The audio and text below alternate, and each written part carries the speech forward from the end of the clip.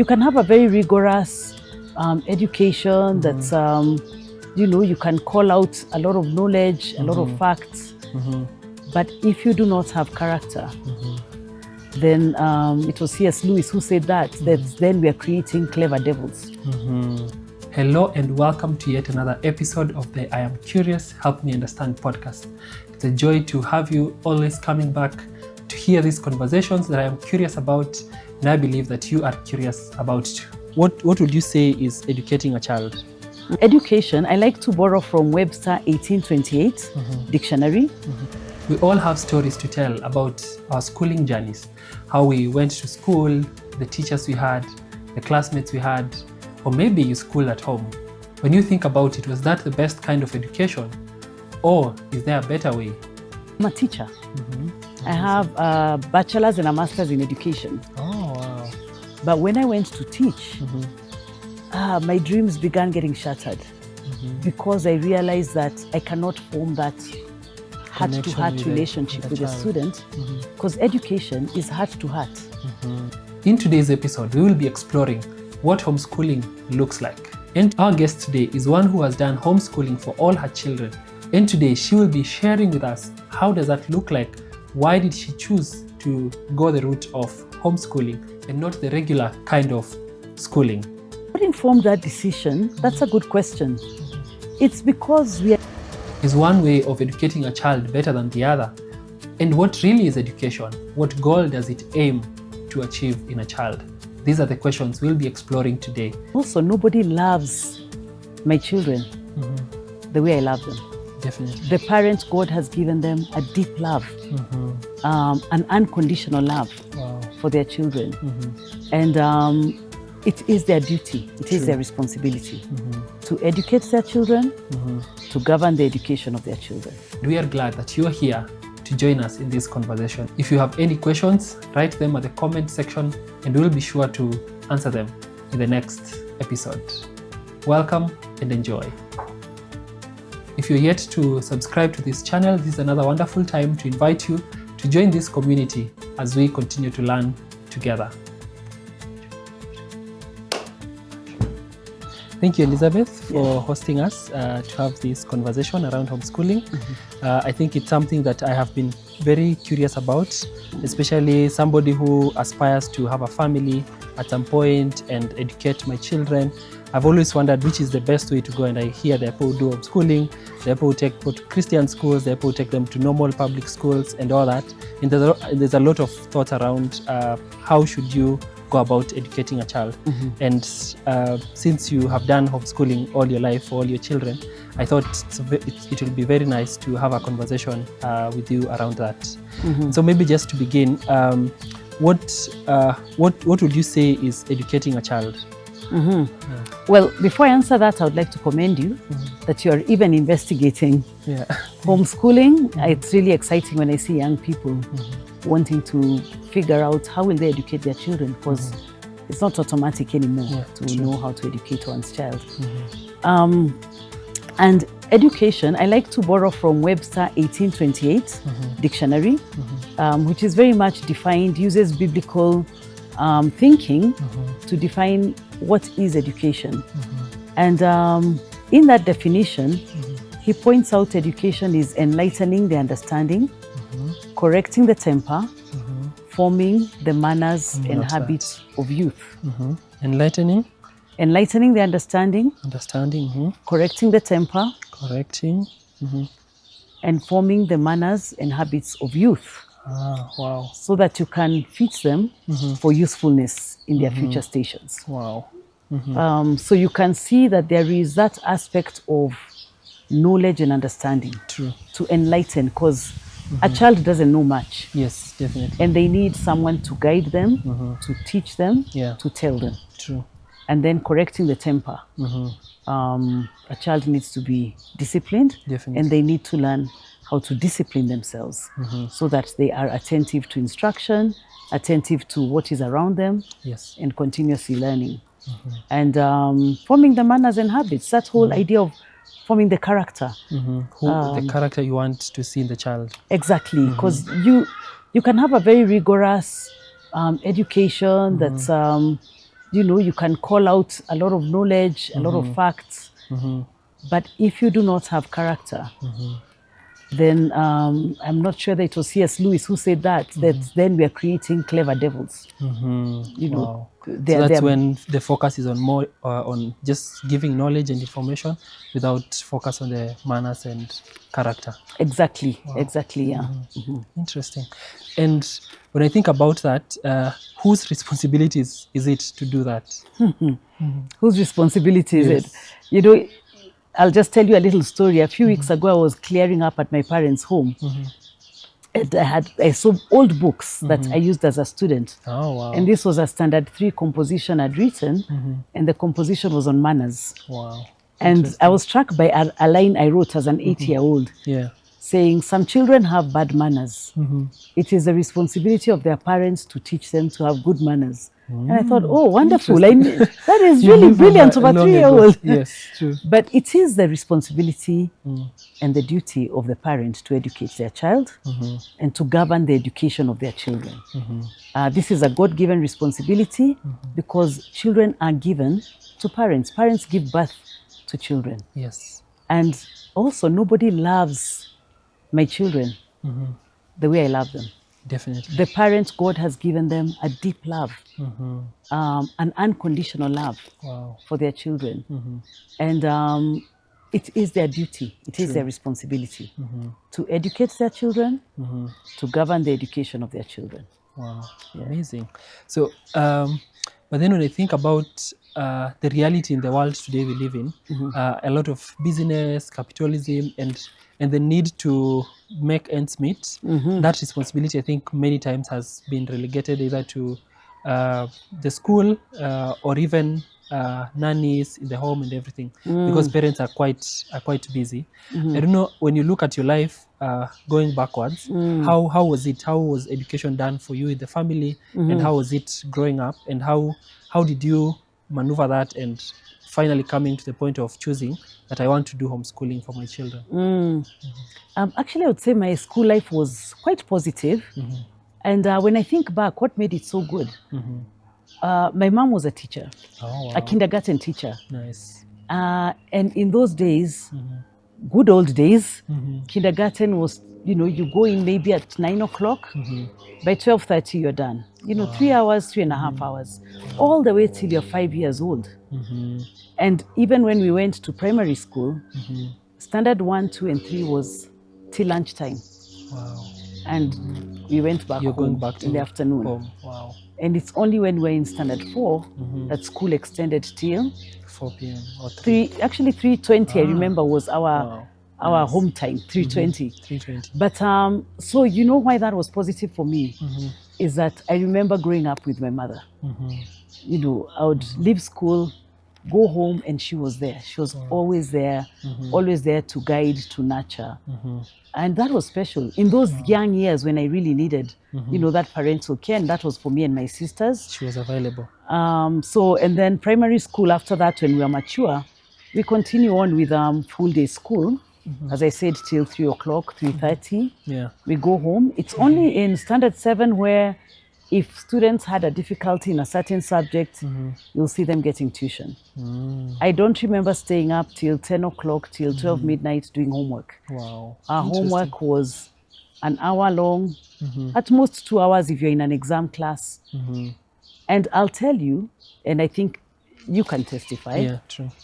What do you think of our generation? You know, in terms of the time they spend in school. In terms of, do we look like foolish dunderheads who don't know what we're doing?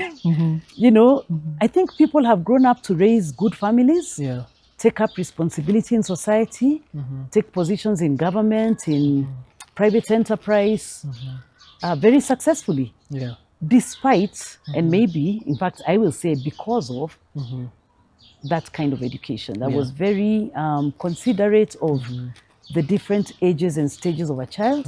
And true. also what I find not taken into consideration now is the very important bond between a child and the parents. The parent, wow. And that needs to always be safeguarded with the understanding. And you see, it comes from that first question you asked. What is Whose education? responsibility? What is education Responsibility. and whose responsibility is it? Wow. Because if I think the responsibility is for an expert out there or for the government, then I don't cherish this time that I need That to you have with spend the child. Yeah, true. And to say that some people may think that because that's what society is communicating. Yeah. It's not because they norm. don't love their children. It's what we have found, and that's how it's happening. Yeah. They think, okay, I really love my children. I want the best for them. Yeah. I'm going to take them to the experts. And they're better off with them than with me. So we'll maximize the time out there. And the time here is minimized. Sometimes I've met very well-meaning parents who also would desire to have more time with their children. But the system doesn't allow it. Yeah, true. Part of what you're saying, the economic hardship, part of the way the education system is now set up, which takes up the whole time of the child. The whole day, literally. And that is what actually drove my husband and I to homeschooling, to jump and say that, you know, our education was pretty normal for students in school at that time. But we had a very strong security in knowing that we are at home with our parents. We are not removed from them. We only remove from a short period, we come back. Then I actually am a teacher. I have a bachelor's and a master's in education. Oh, wow. So I really enjoy teaching. You know, that's really my passion, my desire, and what brings me so much joy. Wow. And so I took a degree in education because that I wanted to be a professional teacher. But when I went to teach, my dreams began getting shattered because I realized that I cannot form that heart-to-heart relationship with the student, because education is heart-to-heart. It's not just like you're an empty vessel and I'm coming to pour information on you. And knowledge, Yeah, you know, you have a connection with a child, you talk, you relate. And once you have formed that connection, that's a connection of love. Yeah. The child listens to you and you listen to them, you respond to each other. Yeah, true. But, you know, when I began teaching, it was at the climax of 844, which at that time, and the complaint was everywhere, it's overloaded. Ah, wow. And I realized that all I have time to do is to meet the goals of this syllabus. Yeah. A syllabus. You know? And that's, I can't have time to know who is Isaac and why is he not doing well in my class, or why does he look disturbed today, or what strategies is he using to do very well. There isn't any relationship. True. I just need to go in class, deliver, and get out. And that disturbed me a lot. It disturbed me because I was in a class of very normal kids, just like my children or any other person's children. They will understand some things, they will not understand some things. Yeah, true. They'll even be cheeky sometimes. But, you know, all I need to do is deliver, get out, and get the marks. I better score, get A's in my subject. And I had in my class 2 students who really, really struggled. I was teaching maths in that particular class, and those kids struggled a lot. You know, like they get 0%. Wow. I mean, one particular child for sure would get 0. And it was very sad. Yeah, I can imagine. To see him suffer like that. And I wondered, what is it that makes this child suffer so much? You know, why is he unable to understand? Yeah. And of course, you realize then children learn differently. Definitely. And he was not understanding because he needed one-on-one instruction. He needed someone who is going slower before I move on to a next step to understand, to confirm that he has understood the first step. So that we go to a second one. A class of even, and our classes were not even as big as they are now. I probably had like 35 to 40 kids. Nowadays, can even go to 100. Now I see classes of 100, you see. So the teacher, even as well-meaning as they are, how are they going to attend to that particular child? And so with this one child, I decided I'm going to make time for him because I know he can learn. Every child can learn, and that's really my belief because I've seen it. True. Every child can learn. We just need to know how do they learn best. Wow. What challenges might they be having, or what other methods can I use to help this child understand? And which goes a bit to assessment. And let me just throw this here. Yeah. When I give an assessment and a child gets 0%, that should not be used to shame the child or to even label the child as a slow learner. That also is an evaluation of me, because it As shows the person who is teaching. Wow, interesting. you know, if you make a meal, Yeah, na ugali haijaiva, you know, the ugali is not cooked. yeah. Whose fault is that? Is it the person who's not eating? The one who is cooked. eating? Who is actually not eating because they don't like it? Yes. It's the person, The person who who cooked. cooked, yeah. Because you will go back and ask yourself, what did I do? What was wrong? What was it? Is it the water preparation? wasn't hot enough? Is it I didn't cook it for long enough? What's the problem? Yeah. And that's really where I was at that point. Why is this child not understanding? And it wasn't only in my subject, actually across the board. Across the board. Wow. He was known as the failure of that Form 2 class, Form 2 level. So I began teaching him one-on-one, and I began seeing how he learns. Yeah. And just working slowly with him and not moving on till he has understood. And you know, that child moved from 0% to 10%, Wow. from 10% to 20%, 20% to 40%. I mean, the boy, and his Kept on demeanor improving. changed. Wow. You know, he just used to walk around with his shirt not tucked in, Yeah. just with a very low self-esteem, because I can't, what we have communicated to him all the time when we It's give like him you're the not zero doing well. is that you're not doing well. Yeah. And guess what? You can't do it. True. Yeah. There's a problem you have. Yeah, there's a problem Yeah. you have. And that's what you keep seeing all the time. Yeah. I have failed again. And till even the other teachers began noticing. And they knew I was meeting with him. They'll see I'm not in the staff room at lunchtime. I'm meeting with him. Wow. So they asked me, oh, what is it you're doing with him? He seems to be changing. Yeah. And I said, he just needed attention. That's all he needed. Love and attention. And so every child can learn. And that's actually, you asking, how did I get to homeschooling? Those were some of the seeds that were planted for homeschooling for my husband and I. Because now I got to teach in a real classroom. Before then, And you saw how the things that were lacking with that. I saw the challenges. And I saw that I saw very many good teachers who were not able to fulfill their dreams of really being effective in the classroom. Yeah, true. And I thought, you know, my child could be that young boy who is struggling, but teachers have no time because the curriculum is expecting so much for them. Yes. They have to keep going. They need to produce the grades. True. What's going to happen to that child? And so at that time we said, well, we hadn't defined, we had never even heard of homeschooling. Never. I mean, this was in, our daughter was born in 1997.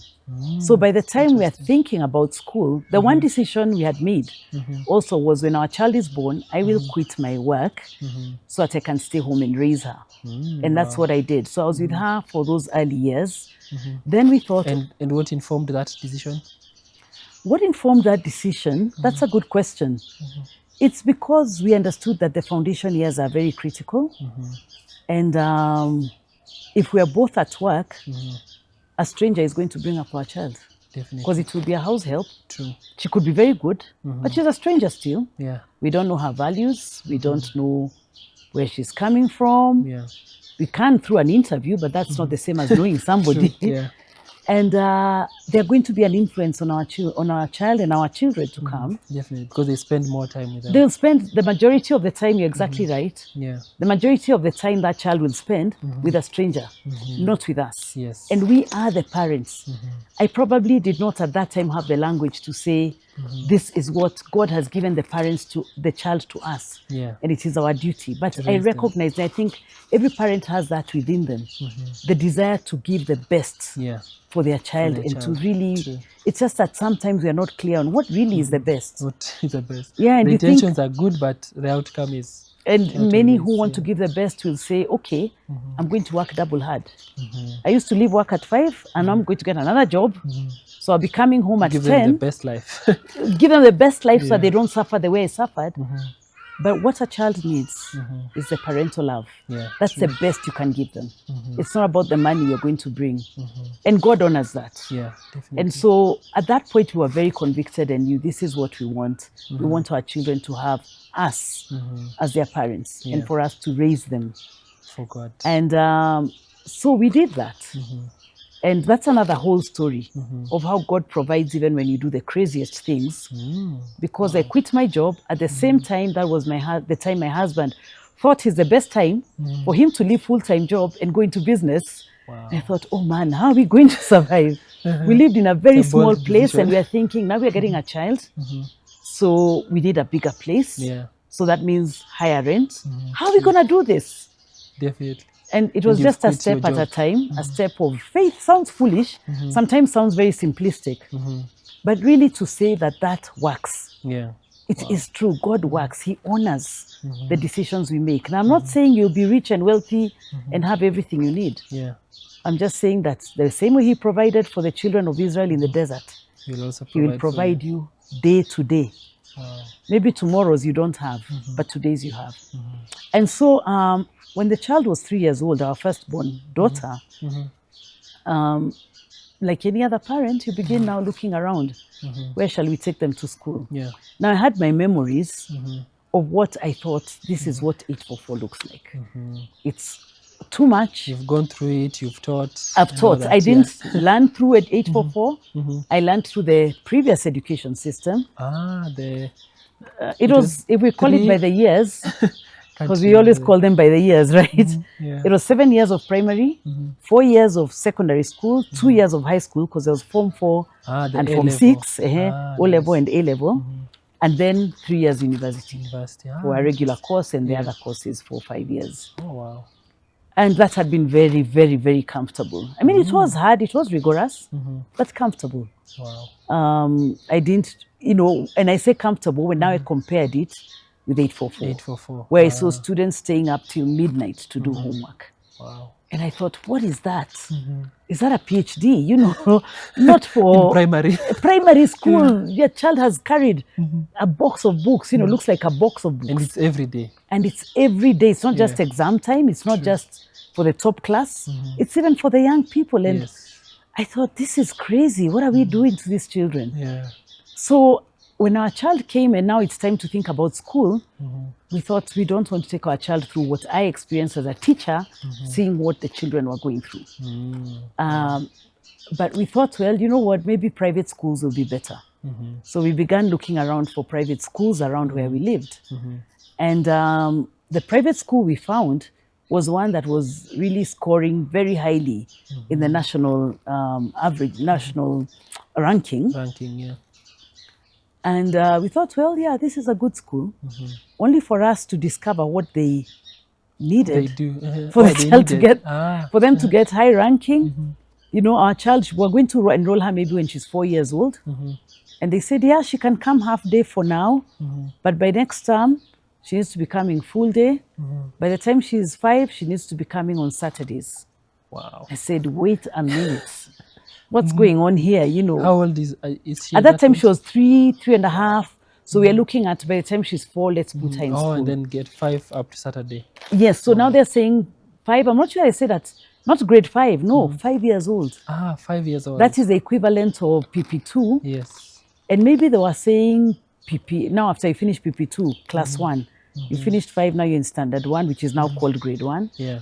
We'll also have them in coming in on Saturday, tuition, so that they really understand what is being taught. And I thought, okay, so you're telling me that from next term, she'll be coming in full day. Yes. And after that, we are now going to be going even to Saturday. Yeah. I already was having a problem with full day. Because I'm thinking, look, this child will come from school. No time to spend. There's no time for the parents. Because and they're coming home with homework. Yeah. So they come from school, maybe they're living nearby, so maybe 4:30 she's in the home. What do parents do today? Shower, have a snack, homework, dinner, homework, sleep, Yeah. And I think, okay, when are we a family? When does this child just relax, get home and relax? Just relax. Hakuna, there's no program. Just relax. Just be yourself. Play if you want. Take a book to read. Come and hang out in the kitchen with me. As we chat, and maybe you'll see how I cook. How your day has been and all go and sit with your dad, give him stories. Yeah. Or let's all be in the kitchen. Whatever the dynamics of the family are. When can we actually just be without being. And I realized that we are carrying the agenda of the school to home. The child, number one, is spending the whole day in school. Yes. Then, even in the little time that we've been left with, we're still carrying the agenda of school Home. Wow, that's very Not true. to mention also, a child grows through their imagination, ideas, curiosity like you have. Yeah. I like what you have there. I am Yes. curious. Yes.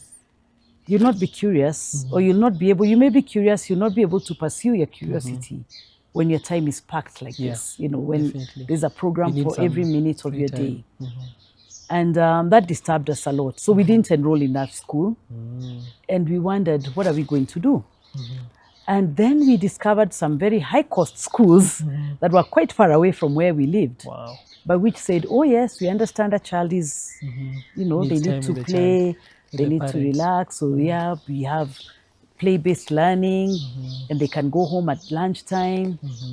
But you can already hear what our barriers were. Yeah. Those schools were far, Distance. Yeah. and they were expensive. We could not even afford them. Wow. So we thought, okay, we are just, now we got into that other thinking. We're going to work very hard. Get the money, take them there. Exactly. Yes. Get the money, take them there.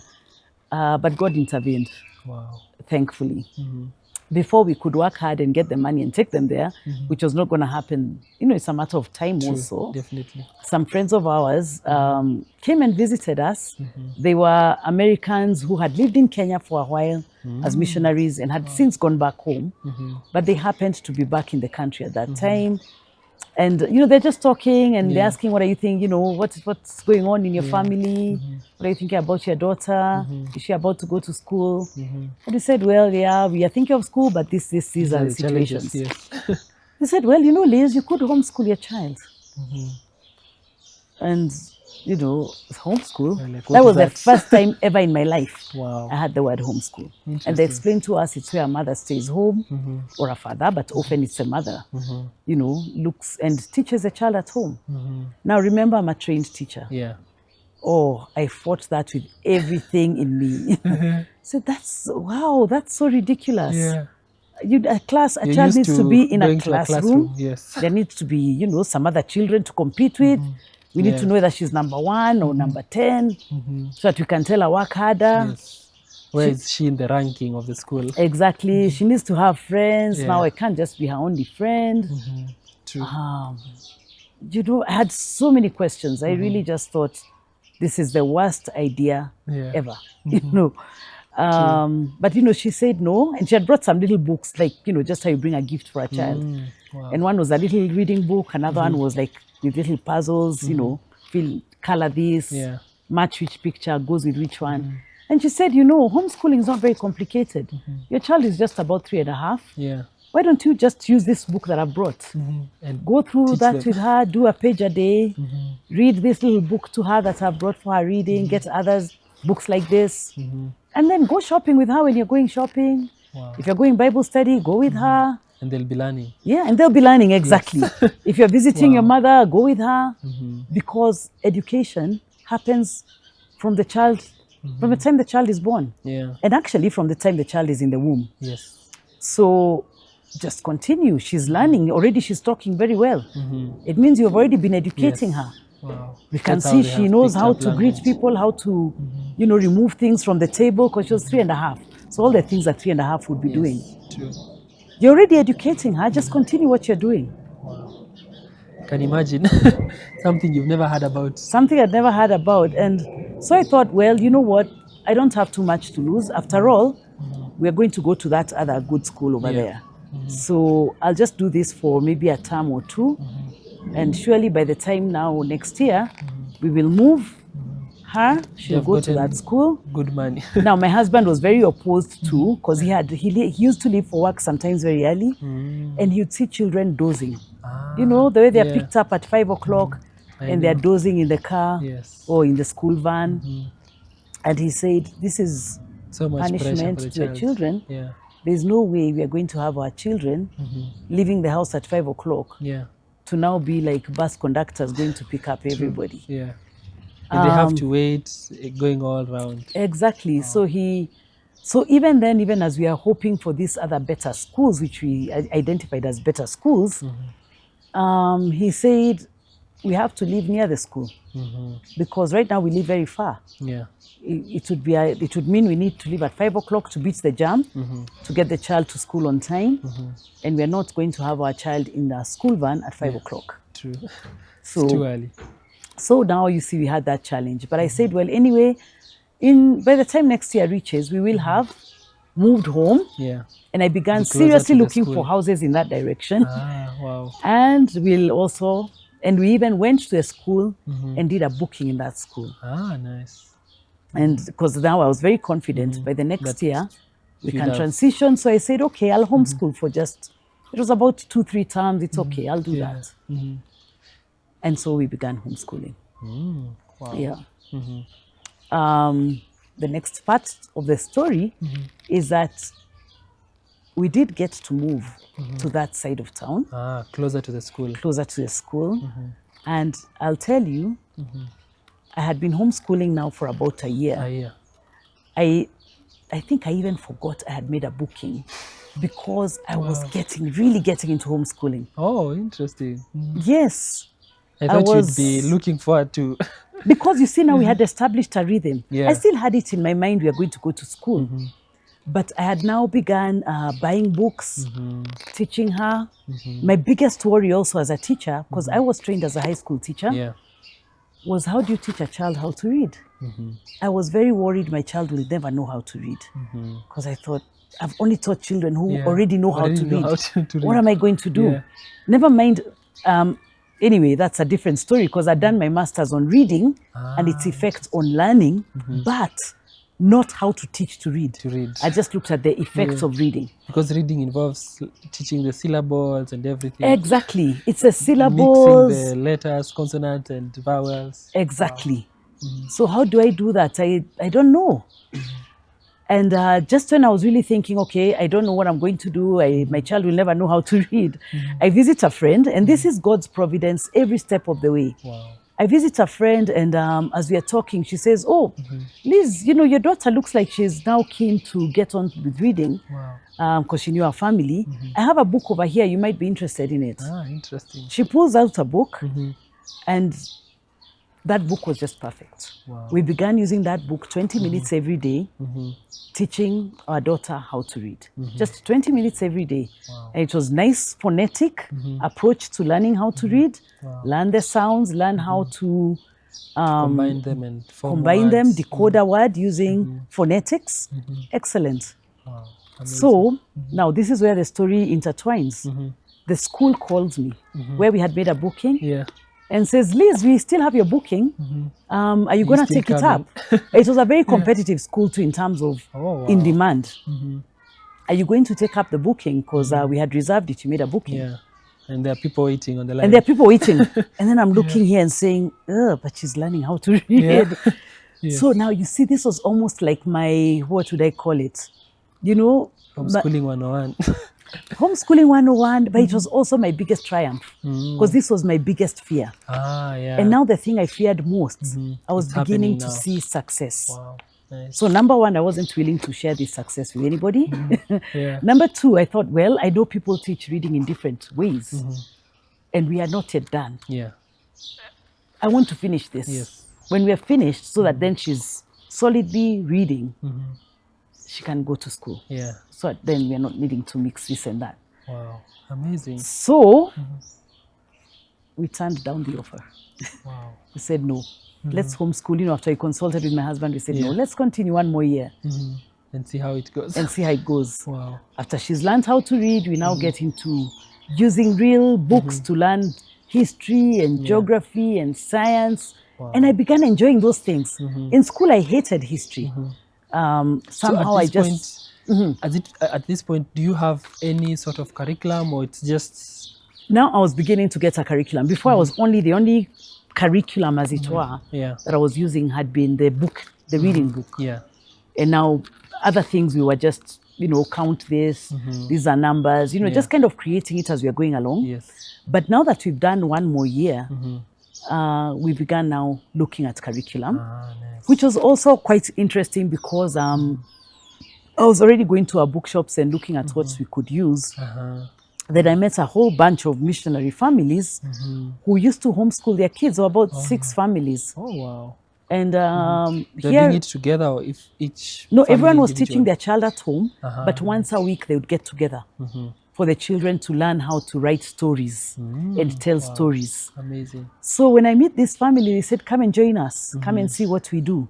Join the club. Join the club. Yes. And that was such, again, great providence, because then I learned so much from them. They had been homeschooling for years. And, you know, I was beginning to think, oh man, will I ever? My child is so young, will, you know. True. And, you know, they just were such a great encouragement. I remember one parent telling me, oh, you know, your daughter is just, I think at that time she was 5, 6 years old. Just homeschool her till she's 8. Wow. Let her get the foundation. After that, you can take her You to can take school. them to I thought, school. okay, I can work with that. 8 is not so far. Yeah. Just 2, 3 more years. But then also we began teaching the children.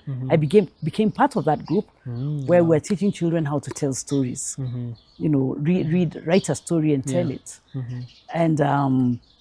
And the fact that even my child at that point was one of the youngest, and I was saying, oh no, but she doesn't know how to write. Yeah. So no, don't worry.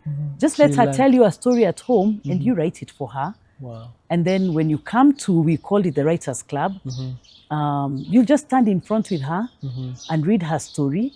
And I saw that gave our daughter so much joy to hear me reading the story that she told me. Said. And you see, because she would tell me a story, I would write it down. Wow. And then I would ask her, okay, draw a picture. And what kind of story will that be? Is it just fiction or imagination, or? Actually, she began, at that point, the older kids were now doing a lot of fiction and kind of historical fiction too. I was very impressed with what they were doing. The younger ones, which was one of them, it's more about, What's happening in their life? What's happening. So I remember once she would talk about she told about her brother. Wow. You know, my brother likes to eat all the time. You know, just kind of funny things about that. The other day we went where he ate this. And then I would tell her, okay, draw that. And she would draw. Wow. And, you know, very simple. So it's not even demanding too much from the child. Wow, amazing. And so we just kind of give them a theme and say, you know, would you like to talk about maybe a trip that you took? And then she can decide what trip she'll talk about. Wow. And then, you know, we'll write that. But from that, she then grew into writing the stories herself. Wow. And, you know, a very progressive, gentle approach to encouraging the children to write and to tell what is in their heart and later what's in their imagination. Yes. Wow. Yeah. And, and so anyway, I was just going to say that in meeting that group, I also now learned about the different curricula that are available. Now, these I told you are missionaries with the same motivation that I had, you know, because we really wanted to bring up our children to know God, to love God, and to live as Christians. Yeah.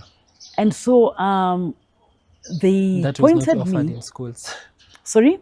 And that was not easily offered in schools. No, that was not easily offered in schools. It's not accessible. Yeah. There weren't even as many Christian schools then as now there are. Yeah. And yet even, you know, just thinking of what Christian education is, that's another whole big thing. Yeah. And so they pointed me to curriculum that is Christian curriculum. Yeah. At that point, and even to a large extent now, a lot of Christian curriculum comes from abroad. We have a few people now here writing curriculum. And so we got I was able to get curriculum from them that they had used, and then so I would buy or borrow, and we would use that curriculum. And that's also gave us a kind of a systematic way of the learning and teaching. Of learning, exactly, yeah. And Just, I think we will continue with this conversation around the curriculum and how do you determine what is best for a child and all that. But just I'm trying just to imagine about what is going through the mind of a child, especially when they know that their fellow children are going to school. I have friends who have small kids and they have already started asking their parents, when are we going to school? Like other people. What are they talking about, seeing that they're not going to the regular school as their fellow children? And how do you tell them around that? Yeah. Well, it's interesting that in the neighborhood where we lived, there were very few houses. By the time now we really got into homeschooling, there were 4 houses. Yeah. only one of those houses had children who are much older. Yeah. Like I don't know, maybe they would be 6 years older than my daughter was at that time, or even thereabouts. Wow. So it took my daughter a while to understand that even small kids like her going to school, interesting. she thought it was what big kids children do. Wow. And now she's small. And the other thing also, it took her very long to know. Later, she did get to know that other children go to school. And she had a desire, like most kids will. You want to go where others are going. True. And we'd say, no, you learn at home. You're learning. Yeah, Whatever what they're doing, we're also doing it here. We are doing it. This is our school. That is their school. This is our school. Wow. And our school is special. Mom gets to teach you. Wow.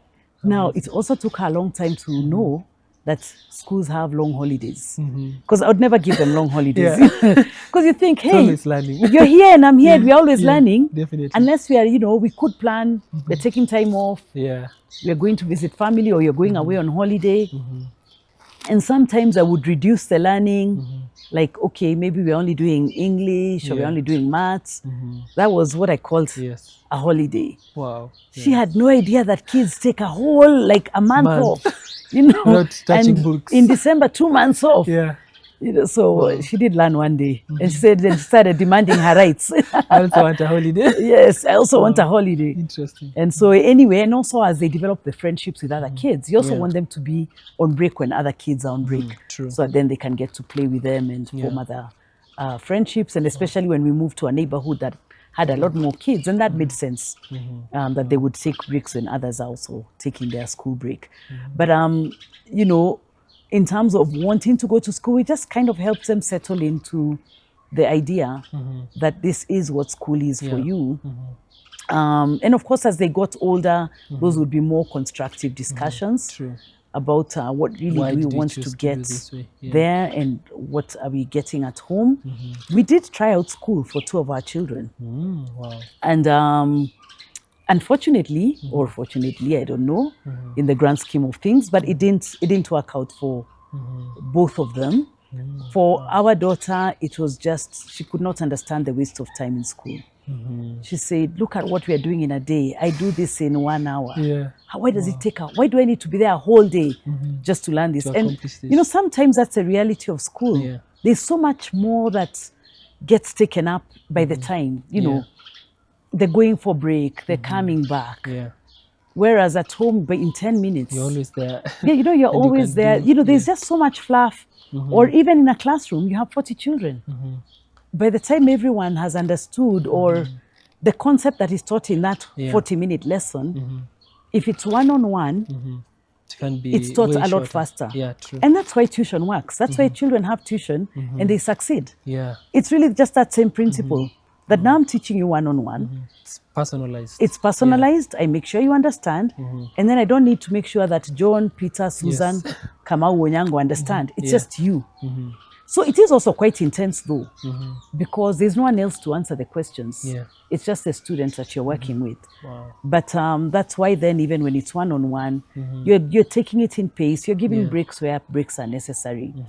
So, so for our daughter, the reason school didn't work is because she thought it's a waste. There's too much time being taken to learn so little. I would rather do this at home.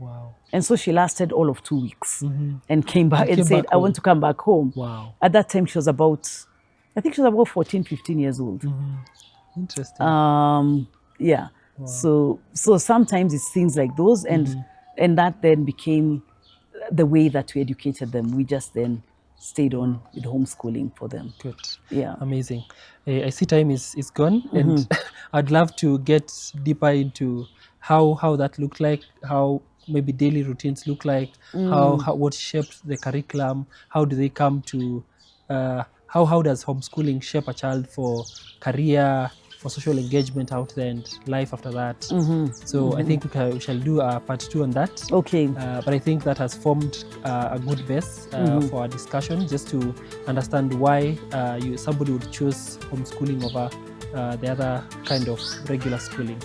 That's right. Yeah. Yes. Yeah. Thank you. I'll be happy to continue Yeah. with the discussion. Thank you very much. Okay. Thank you, our dear listeners. I believe you have learned something. Watch out for the next part as we continue this discussion around homeschooling. If you have any questions, you can put them at the comment section and we'll be sure to discuss on them. Thank you.